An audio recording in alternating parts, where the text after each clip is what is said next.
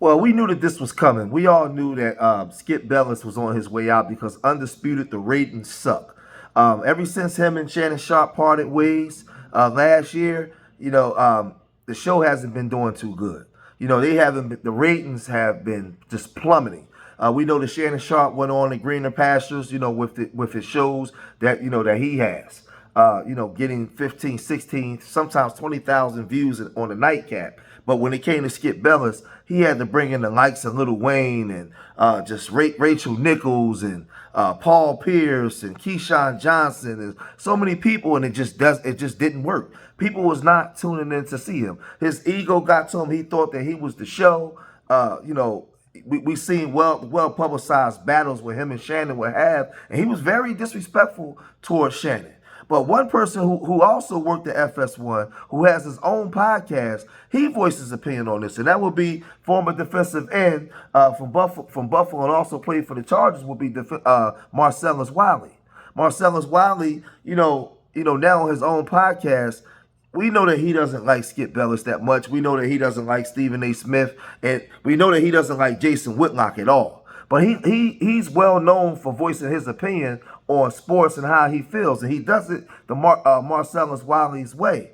But he also talked about the situation with Skip, and he said something like this. 25th told Charlie Dixon and others, but Charlie Dixon, whose boys were Skip. That's my guy, right? We going into another NFL season. This is the NFL draft, day one. Lead-off show on our network, our flagship show, gets 45,000 viewers for the NFL draft, which is a forecast of what the season's gonna look like, right? So you're like, and then on top of that, your best work, your best troll job, the thing you hang your hat on is LeBron James. Well, the Lakers are in the playoffs, and nobody's checking for what you gotta say. There it is. That was the day. Now, as y'all know, in any relationship that ends, you spend half the time breaking up. Any relationship that ends, y'all had a 6-year relationship. Them last 3 years, little rocky. Let's just say for Skip Bayless, what's been rocky has been obviously Shannon Sharp leaving. And what before that, what was rocky was the fact that Skip Bayless has so much control.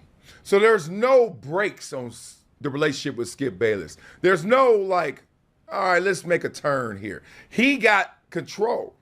And what that control means, when it's time to hit a corner, when it's time to swerve, when it's time to maneuver, you're not so nimble. You ain't got no brakes. So it's either all or nothing. And this decision was not mutual. Do not let them fool you. I know all the reports because people are going to say it different ways. They're going to say he left. They're going to say he fired. It ain't about that. Just know it wasn't mutual. You want to know why? Because someone has to initiate that call. And someone called that meeting to discuss what we're going to talk about, which is these ratings, this relationship, that revenue you're not producing, and ultimately your return or not. That's what it was about. So somebody called that meeting, and let's just say it ain't Skip. Skip, hey, Charlie. Let's have a meeting. I want to talk about how we not getting viewership. I want to talk about how this cast of characters ain't working with me, and it ain't them.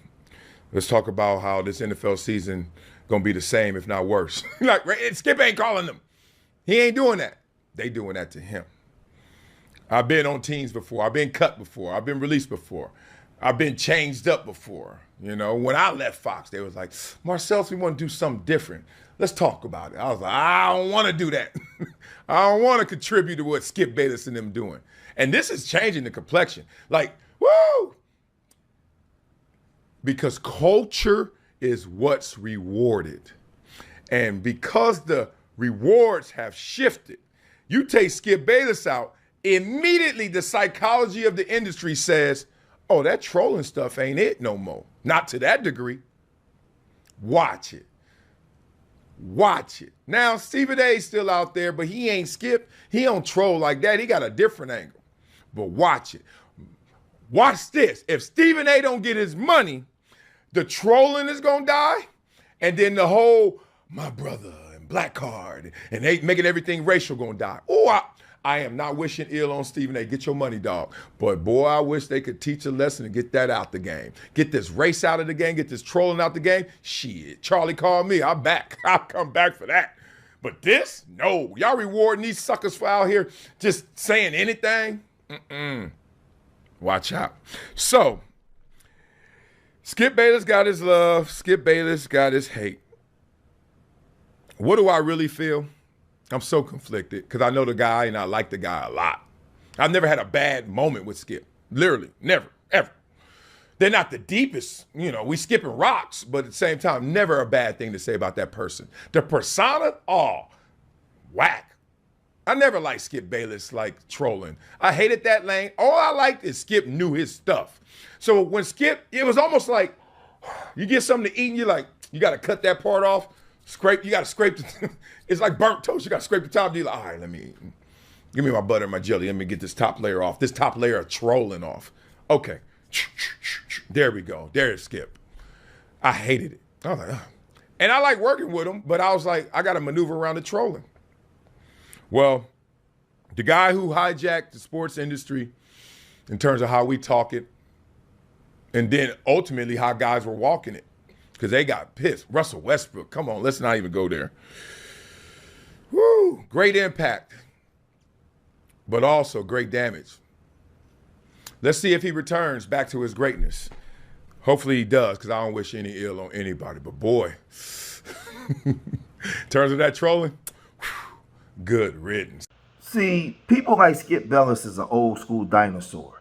We're in a new time now with social media, and a lot of people are creating podcasts and they're creating their own buzz that's actually bigger than the ESPN pundits. They're, people like Pat McAfee. He has millions of people watching him to the point where he can call his own shots. He can basically write his own deal with ESPN, and he had all the leverage because he created his platform from scratch. He didn't go and sign a contract with them. So now Stephen A. Smith and Skip Bayless, who once made fun of podcasters and YouTubers, you see Stephen A. Smith now, he's coming to YouTube because he's negotiating a contract. He's trying to get $125 million because he saw what they gave Pat McAfee. But remember, Pat McAfee built that audience. They also saw what Shannon Sharp did with Club Shay Shay and Nightcap. So the old school way of doing things is obsolete. You have Cameron and Mace. It is what it is. People, millions of people are tuning in to watch these people more than they're watching FS1 or ESPN because